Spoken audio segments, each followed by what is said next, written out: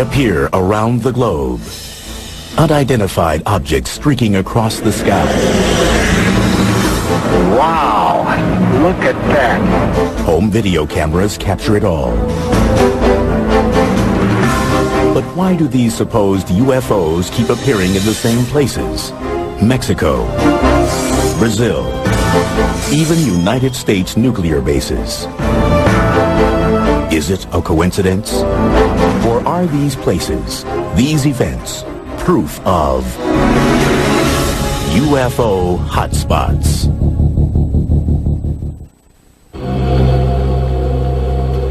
Sao Paulo, Brazil, 1988. Gulf Breeze, Florida, 1988. Las Vegas, Nevada, 1990. Mexico City, Mexico, 1991. Wow, whatever it is, it's something strange. What do all these cities have in common? There are so many UFO sightings reported in these places that they are all considered to be UFO hotspots. A UFO hotspot would be an area that represents a high number of sightings of abnormal or unusual aircraft that are unidentifiable. It's been long recognized that UFO sightings tend to come in waves. In other words, there's an area of the country or the world where the number of UFO sightings increases for some unknown reason. There are theories about why these areas seem to attract UFO attention. To some, the reason is the natural forces of the Earth, like volcanoes and earthquakes. The UFOs appear to be observing us. Well, the UFOs have come to certain spots because of what's going on at the time. One of the things that seems to stimulate UFO activity is a major disruption in the Earth.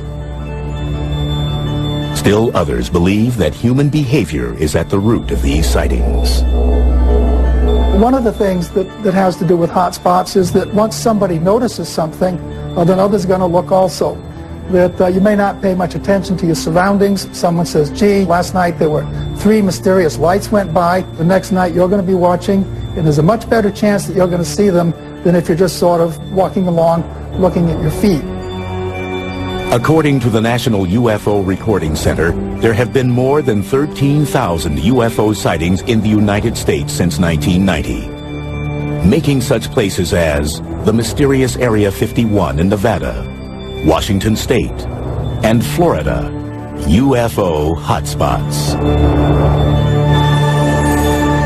Still, with reports of UFOs coming in from as far-flung locales as Quito, Ecuador, Haifa, Israel, Stuttgart, Germany, and Sydney, Australia, America doesn't seem to be the only place getting these unexplained visits.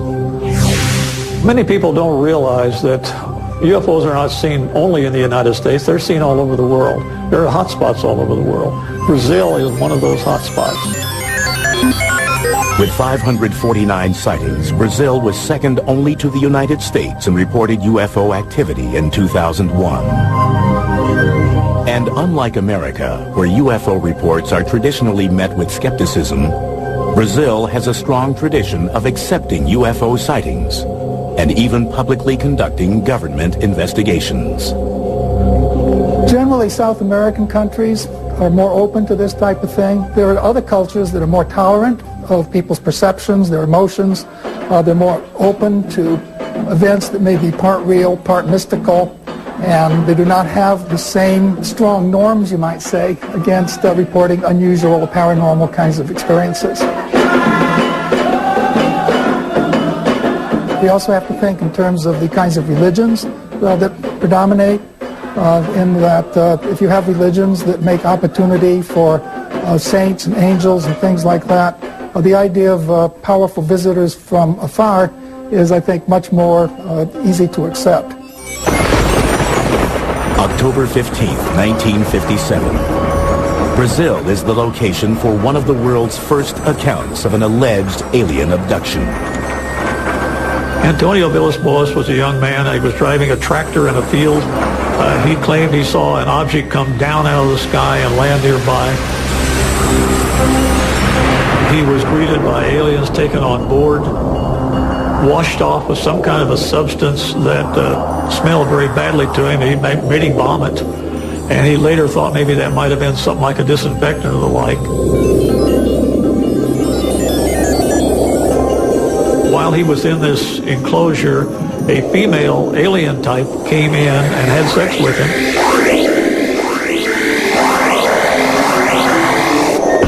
And then went away, and he was dumped back out. To many, this seems like an outlandish story. But V.S. Boas' reluctance to profit from the incident lends the tale an air of credibility in many quarters. And several months after the incident, the story gets some scientific backing when he is diagnosed with radiation poisoning. He is examined by Dr. Olavo T. Fontes, a professor of medicine at the National School of Medicine of Brazil. One of the very important people in Brazil was a Dr. Olavo Fontes. He was a medical doctor. He worked for the Brazilian government. He investigated the case, and he said that as far as he was concerned, it was a good case. It really happened the way that the young man said. Less than 6 months after the alleged Vilas Boas abduction, the Brazilian Navy has a well-documented encounter with a UFO. In February of 1958, aboard the Almirante Saldanha, a civilian photographer named Almiro Baruna takes 5 photographs of what seems to be a ringed, oval-shaped object. The photographs are shown to Juscelino Kubitschek, the president of Brazil. Not wanting to keep this information secret, Kubitschek releases the pictures to the public, and they soon appear on the front pages of the nation's newspapers.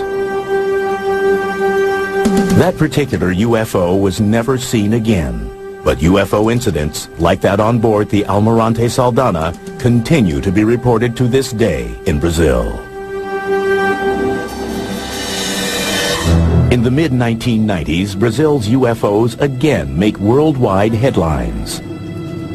On January 20th, 1996, it is alleged that extraterrestrials were recovered in Varginha, Brazil. The emergency personnel were called in. They were able to recover one of them for certain, as rumor has it, and allegedly took it to a local hospital. According to unconfirmed reports, government doctors perform an autopsy on the alien. And of course, from this point, the trail goes cold, and no one is quite sure as to where that particular ET or alleged ET had disappeared to.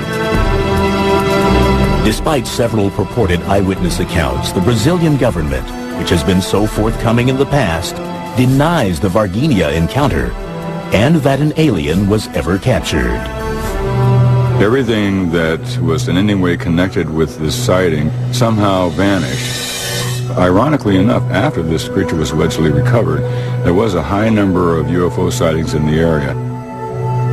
While most experts doubt the veracity of the Varginha ET incident, the long persistent history of UFO sightings in Brazil is harder to ignore. One curious theory proposes that the ongoing destruction of the Amazon rainforest may be attracting extraterrestrial attention. If you were to look at Brazil from space, Atlanta for CFA CP. you would see that a vast area of that remote land is on fire. They're burning off the rainforest. That's changing the whole ecology of the planet.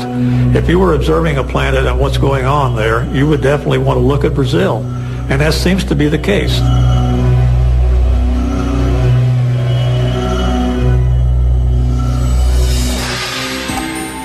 Coming up, in Mexico, mysterious images caught on tape during a solar eclipse seem to suggest that the world's sacred sites may be UFO hotspots.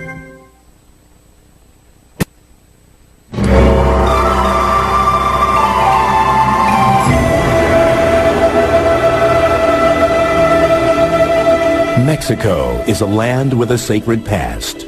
A land dotted with pyramids built by the ancient Mayans and Aztecs. Monuments to the gods still standing hundreds of years after their makers are gone. Could the sacred energy that permeates these buildings be attracting otherworldly visitors and making Mexico a UFO hotspot? There are areas around the Earth known as sacred spots. And these areas have been known for a large number of sightings of abnormal or unusual aircraft that are unidentifiable. July 11th, 1991, in an event predicted hundreds of years earlier by the Mayans. The longest solar eclipse of the 20th century shrouds Mexico City in midday darkness. Millions of people look towards the heavens, many armed with their video cameras. But their cameras capture more than they expect. People all over the city, Mexico City, were taking videos. And they were getting things that weren't the eclipse. They were getting strange things flying around in the sky. Nearly 20 different people scattered across the city videotape what appears to be a saucer-shaped object floating above the horizon. Theories surface as to what the strange object may be.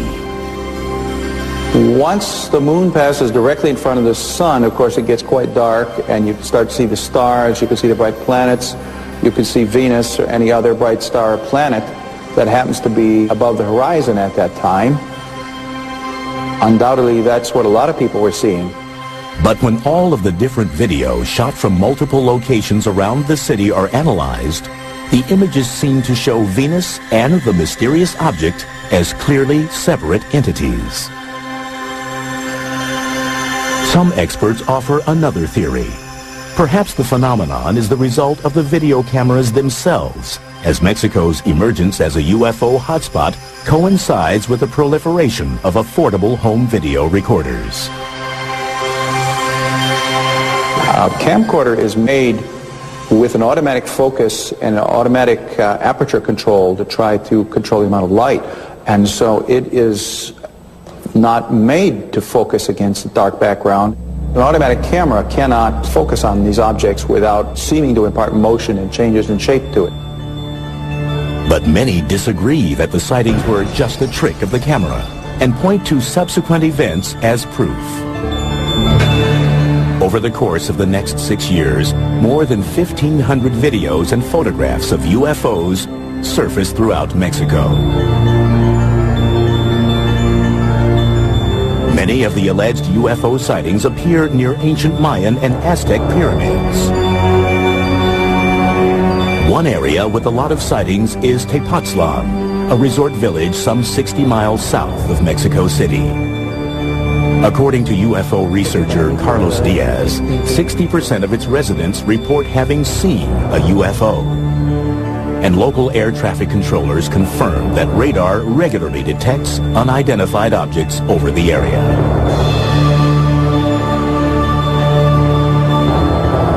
Tepoztlan is chiefly known for its ruins of a 14th century Aztec pyramid.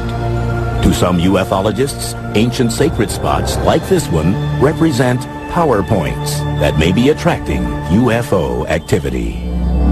There are many power spots around the world where there's certain geological activities and fluctuations in the fields. You might call them vortexes or portals, where there is a lot of UFO activity. Some believe that extraterrestrials have used these portals to enter our world, and also that they may have actually been responsible for the construction of some of the world's ancient sacred sites, including the Great Pyramid in Giza, Egypt. There's less than 2/100ths of an inch tolerance between the stones. The tolerances to which it's built exceed the tolerances that we use in our space capsule. The more you study the Great Pyramid, the more you begin to realize there was something going on there that goes beyond our understanding. More than 4,000 years old, the pyramid is built from over 2 million stones. Each side is perfectly oriented to the cardinal points of the compass: north, south, east, and west. The maximum error between the side lengths is astonishingly less than 0.1%. people have looked at these structures and said, well, you know, they must have built these with some idea of making contact with aliens, or the aliens have somehow helped them build these structures. Another theory is that both the ancient architects who built the sites and the alleged UFOs who visit them are attuned to a supposed geomagnetic energy force called ley lines, a grid-like pattern that covers the entire Earth. Ley lines are geometric, they're like fields or lines of energy, and there's all kinds of intersections of certain ley lines which seem to create magnetic anomalies.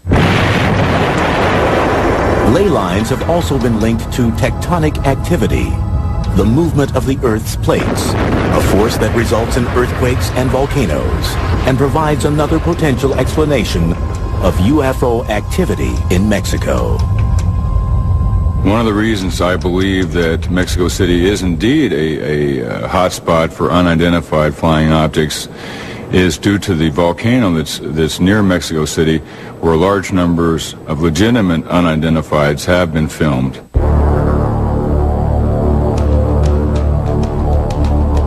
UFOs have frequently been reported near Popocatépetl, Mexico's Smoking Mountain. They've been keeping a camera on that mountain ever since it started erupting, and they've been finding in those pictures very clear disc-shaped objects. Now, some people have tried to explain them as rocks that are blasted out of the volcano, and they take an aerodynamic flight path and look like there's something flying when they're not. That's pretty hard to believe when you see the direction they actually go. They come down and toward the mountain rather than going up from the mountain. Why would UFOs hover over volcanoes? One theory proposes that high levels of hydronium ion, also called H3O, are typically found in places with increased geological activity, like volcanoes. H3O has an extra hydrogen atom in it, and that extra hydrogen atom can be split off and used as hydrogen fuel or for energy. And it's in the splitting of this extra particle that you can create a fusion effect.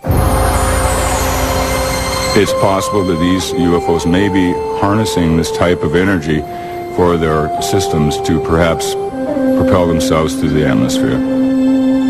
So perhaps UFOs are interested in Mexico more as an intergalactic gas station than for its sacred ancient structures.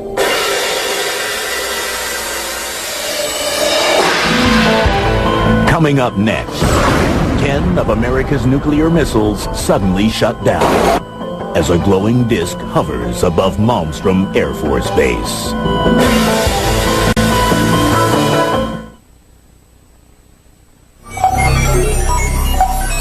As the control center for some 221 Minuteman intercontinental ballistic missiles, Malmstrom Air Force Base near Great Falls, Montana, is an essential part of the nuclear arsenal for the United States.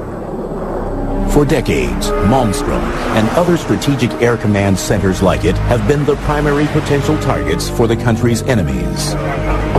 But many UFO experts wonder if these bases have also been attracting a different kind of attention. Are America's nuclear installations UFO hotspots? One interpretation of UFO activity is that these entities, assuming that they are entities, are interested in our technological development.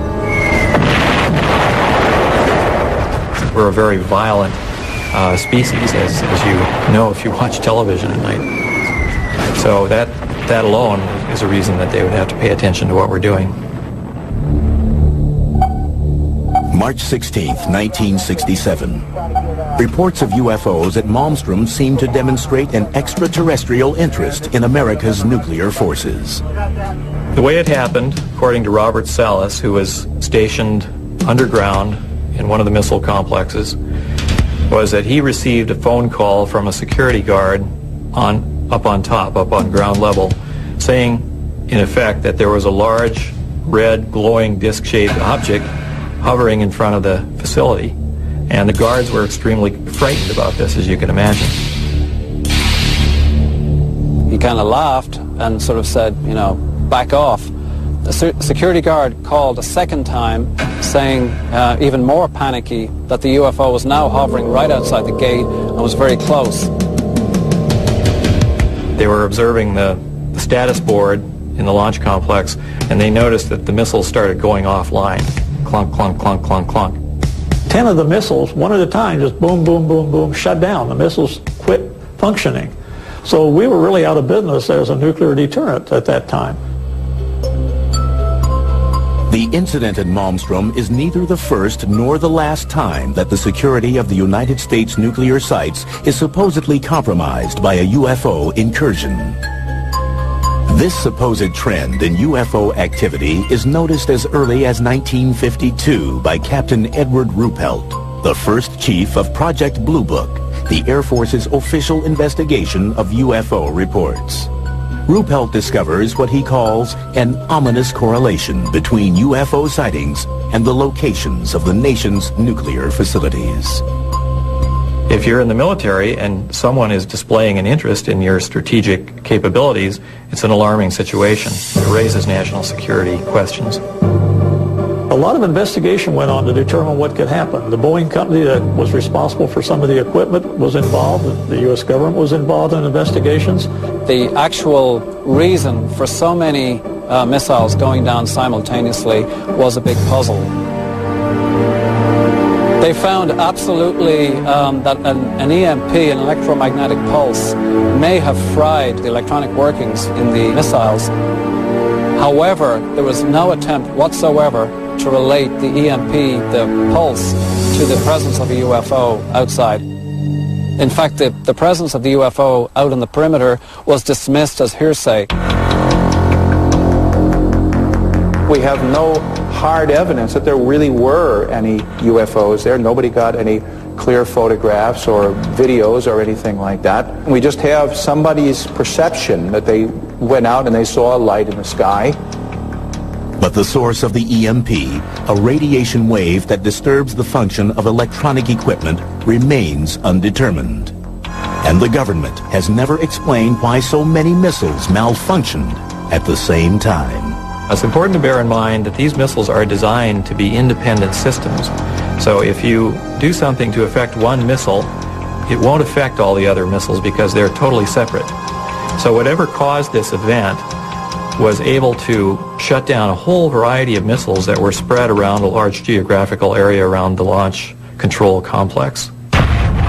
Fewer than 10 years later, 5 Strategic Air Command bases, including Malmstrom, are placed on high priority alert as a result of repeated reports of UFOs over nuclear weapons storage systems. In 1975, right along the northern tier frontier, in many of the different Air Force bases, Falconbridge in Ontario, Canada, Loring Air Force Base in Maine, Woodsmith Air Force Base in Michigan, Minot Air Force Base in North Dakota, and Malmstrom Air Force Base in Montana, all experienced a series of unidentified objects. Some of these were explained away as helicopters, some of them were explained away as unidentified aircraft, some of them were called UFOs, but the general theme was that Air Force space was being violated at random by a series of aircraft that should not have been there. At each of the bases, official logs record eyewitness accounts of the UFOs, and they are tracked by radar as well. In each case, the UFO reportedly hovers above the base, specifically the weapons storage area, for up to 40 minutes. All attempts to intercept or positively identify the UFO from the ground or with fighter jets in the air fail. The incursions are brought to the attention of the Commander-in-Chief of NORAD, the North American Air Defense Command. An investigation ensues. The initial thinking behind the unidentified objects over the Air Force bases in the northern tier was thought to be potentially Russians or else some other enemy. The only information we have is that the eyewitnesses described objects that behaved in a very unusual fashion, that they glowed red, for example, and it doesn't sound like any technology that the Soviets had at that time.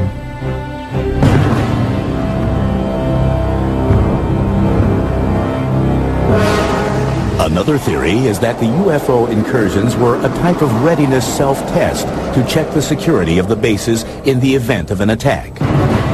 But if it was a test, the bases performed poorly. The Air Force personnel were completely at sea as to what was happening.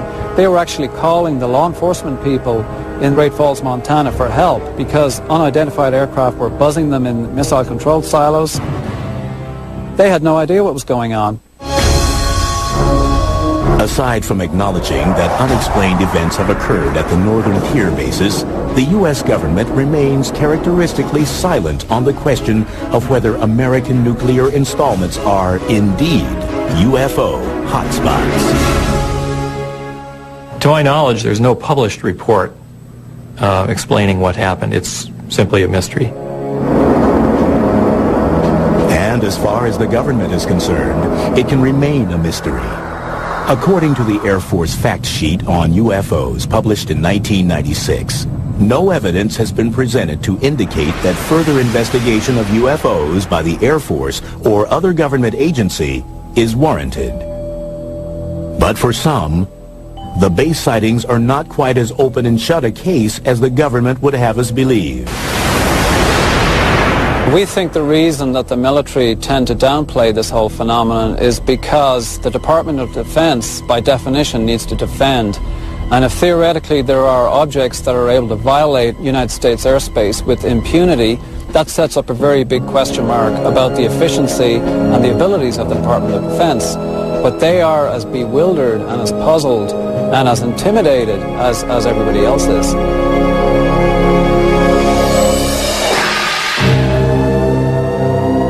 Coming up, amazing photographs and multiple sightings in Gulf Breeze, Florida divide the UFO community. Is it a hotspot or an elaborate hoax?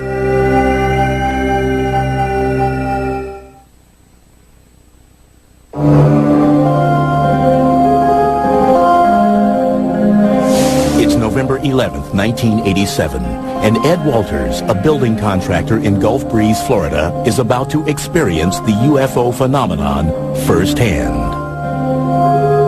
As he would later recount, Walters looks up from his desk and sees what he believes to be a UFO. He grabs his Polaroid camera and ventures outside. Walters manages to snap a photo of what appears to be a glowing, dome-shaped bluish-gray craft hovering about 200 feet in the air. From 1987 to 1992, the small town of Gulf Breeze, Florida is famous for being an alleged UFO hotspot. Hundreds of eyewitnesses claim to see strange objects and unexplained lights in the sky. But Gulf Breeze is mired in controversy and allegations of a hoax. And Ed Walters stands at the center of the storm.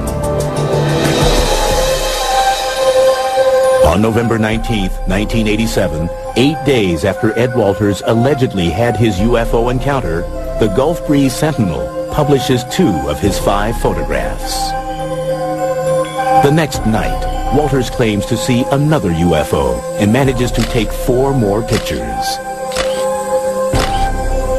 but decides not to publish them. Still, UFO fever has gripped Gulf Breeze, and by November 25th, reports of UFOs are pouring in. Hotspots are very intriguing. These are places where there are multiple sightings. One person sees something and a number of people see it shortly thereafter. The first person who notices it, in a sense, grants permission to the other people to make similar reports. Over the course of the next 4 months, Walters takes more than 20 photographs of a strange vessel on more than 10 different occasions. He even shoots 1 minute and 38 seconds of video of a UFO sighting on December 28, 1987. Walters, who chooses to remain anonymous at first, soon becomes the central figure in the Gulf Breeze sightings. But he isn't the only one who is seeing strange things in the night sky. Pensacola area, Gulf Breeze area, is not just Ed Walters. There were literally over 130 UFO incidents involving more than 200 witnesses in this area. And Ed Walters was only involved in 34 of those incidents. But it is Walters whose photographs and claims attract the attention of MUFON, the Mutual UFO Network, a non-profit organization that studies UFO phenomena. In February 1988, MUFON provides Walters with a specially designed tamper-proof camera in order to authenticate his UFO experiences. It was a multi-lens camera that could take more than one view at the same time. We bought new film, we put it in that camera, we had it certified as new, we had closed the camera, sealed it with wax. He was allowed to use the camera, and he did get some pictures. It was, again, opened then under security conditions. The films were developed, found things on the film, and there's no way he could have faked that one. By the end of 1988, 7 different MUFON investigators have analyzed the evidence in Gulf Breeze. Meteorological and site survey analyses conclude that the photographs were likely to have been taken on the days and at the times that Walters alleges they were. Walters himself passes a battery of examinations, including 2 polygraph tests. MUFON, satisfied that Walters' claims are real, officially authenticates the Gulf Breeze sightings.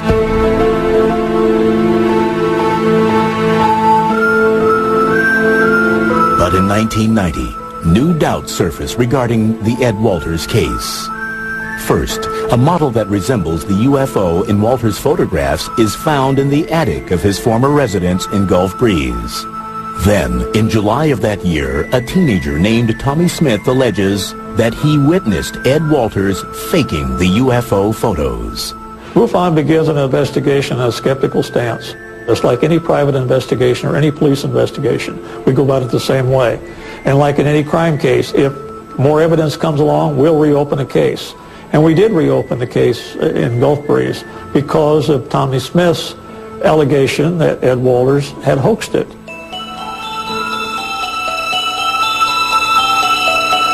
MUFON sends 2 new investigators, Rex and Carol Salisbury, to Gulf Breeze. The Salisbury's findings indicate that Ed Walters doctored the photographs, particularly one called Photo 19, that shows the reflection of a UFO on the surface of a road. The Salisburys believe that the photo was most likely made by using a small model and double exposure. But their conclusions are rejected by MUFON. They believed that the other sightings at Gulf Breeze were real. They stated that in their reports. They just didn't believe Ed Walters.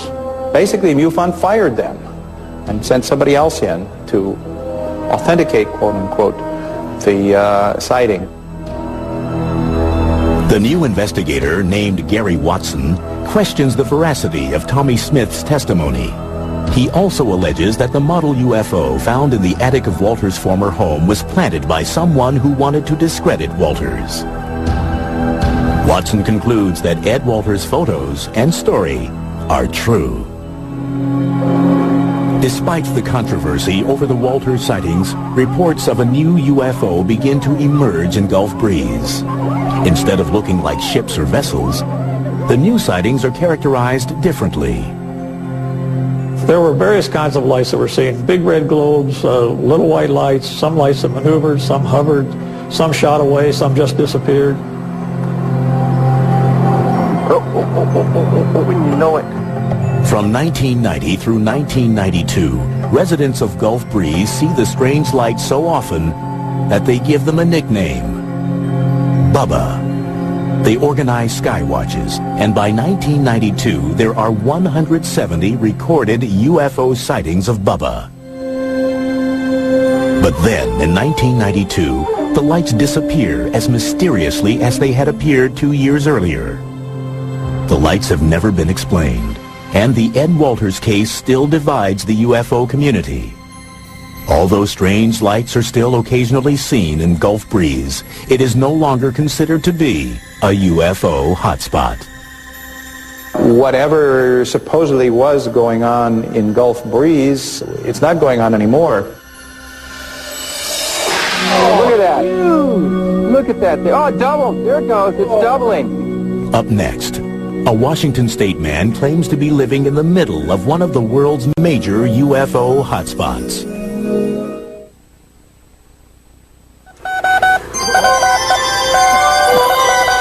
Winter 2002. Deep in the Mojave Desert, an alleged UFO hotspot, a flashing light beams a hopeful Morse-coded message to the stars. Hello, we are peaceful. Dr. Colm Kelleher and his colleagues at the National Institute of Discovery Science, or NIDS, are searching for signs of intelligent life in the universe. Armed with a light-gathering telescope, an electrospectrometer to analyze the light, and geomagnetic sensors to measure radio and microwave emissions, Dr. Kelleher hopes to amass physical data to prove, beyond a scientific doubt, that UFOs exist. The primary focus is to try to get physical data with respect to UFOs, and I think only a person who's been working in this field for quite a while would appreciate the absolute difficulty in getting physical data on UFOs, because you never know when they're going to appear, you never know how long they're going to stay, and you never know why they would appear in a particular place.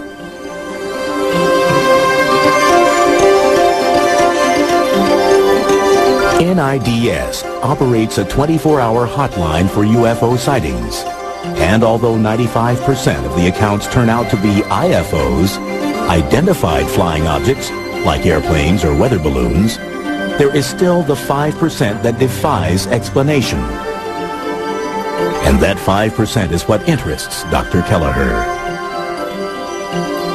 If we got a series of reports, say in the last 5 or 6 months or even a year, from the same area, same location, different eyewitnesses that appeared to corroborate, we would take those reports seriously.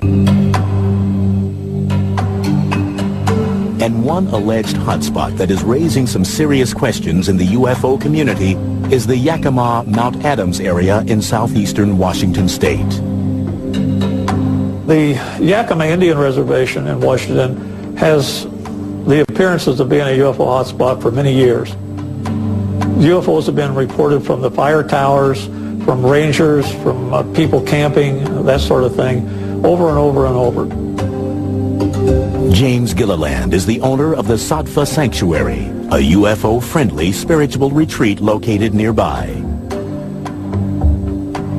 He claims the whole area is rife with UFO activity. The sanctuary here is located right at the base of Mount Adams, next to the Yakima Reservation, and it has over 100-year history of recorded UFO activity. Well, I'd say this is probably one of the major hotspots in the world right now, because it's almost nightly that we see at least 1 or 2, if not 15 to 25 UFOs flying in the area. Gilliland and fellow seekers gather regularly in the summer months for sky watches. They play music and meditate and wait patiently for UFOs to appear.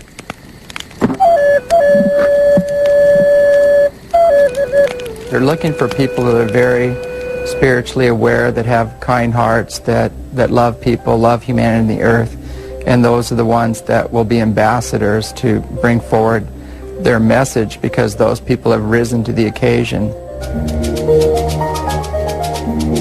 As Gilliland and others see it, the anomalous lights that appear above his property exhibit both intelligence and intent. What these ships are doing, they're inquisitive, they're morphing, they're responding to lights, they're responding to the telepathic messages of those people on the ground. Whoa! There we go. We got it. That was a good one. We actually have some that morph from a round object to a triangle when we draw a big triangle in the sky, and then it goes back to a round object and then leaves again with multiple witnesses. When you're talking about lights in the sky, it's very difficult to say what causes them. Are they natural phenomena or are they not? When they seem to fly into an area, stop and react to people yelling or to flashes of light or something else, what causes the reaction? Do natural phenomena do that? One theory proposes that the lights in the sky are not doing anything, but the observer's eyes are. Something called the autokinetic phenomenon. The eye literally cannot focus properly on a single bright point source of light against a dark background, and so it seems to bob around, move around, wiggle, zigzag. All these things are perfectly normal behavior, but it's the behavior of your eye. It's not the behavior of the object itself. Trick of the eye or not, some believe that Gilliland's role at the center of the UFO activity that surrounds his home is characteristic of all of the areas deemed a hotspot. We've investigated in a couple of quote-unquote hotspots, and we are beginning to realize that any of the areas that we focus on usually has a single individual in that area who becomes a lightning rod for multiple reports from the community. When you have a charismatic leader or somebody who's identified as an authority on UFOs, people will go where that leader says the UFOs are to be found, and there'll be more people watching, and you'll have more sightings reported in those areas. But it's a psychological, sociological kind of a thing. It's not related any way to what's actually up there. The major portion of people that are coming here are more aligned to trying to understand the experience on a more spiritual nature, but we do have a lot of, we call them looky-loos, that are coming just to try to see one.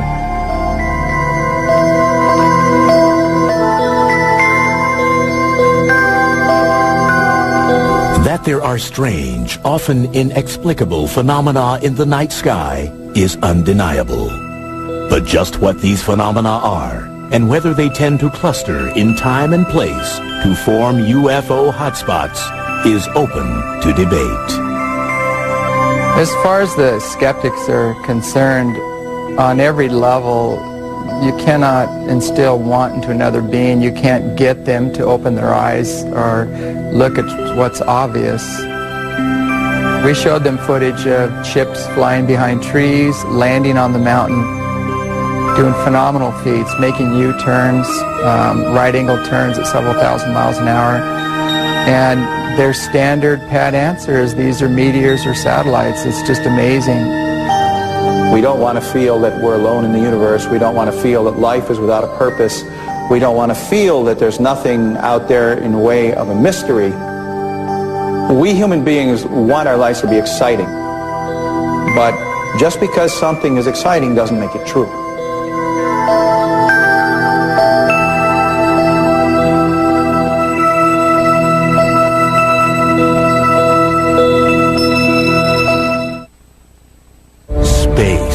The final frontier. Will we ever colonize it like we do in the movies? What are the dangers that lie in wait for us? Join us for an entire weekend as we separate science fiction from science fact. Final Frontier Weekend. Tonight at 8 p.m. as only the History Channel can bring you.